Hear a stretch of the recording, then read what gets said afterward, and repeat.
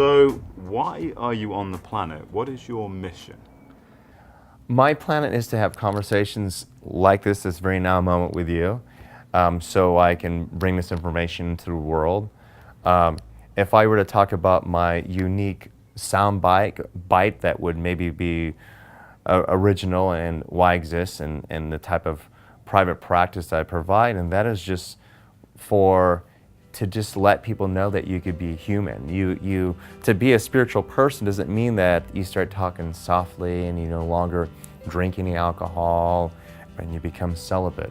If anything, is that I feel like I'm here to like kind of show people this, to connect to their passions, to that creative side within themselves, to get out of the boxes and to really live a rich life, to live a life where you feel like you're connected to heaven and earth. So how did you get out of the box? How do I get out of the box? It's actually, I wouldn't say I'm necessarily out of the box. It's a practice.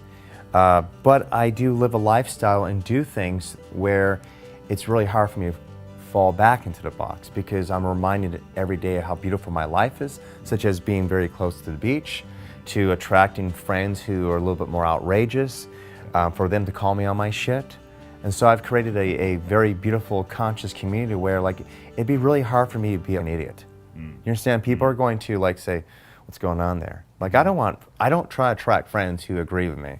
I mean, I don't want to attract someone who's like always pugnacious, but I also don't want to attract people who are like, I'll just accept you the way you are. Great, but if I'm being a dick or if I'm like beating myself up, tell me.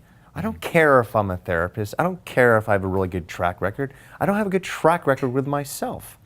Okay. You want people to be real with you. I want people to be real. Yeah. So, you're real.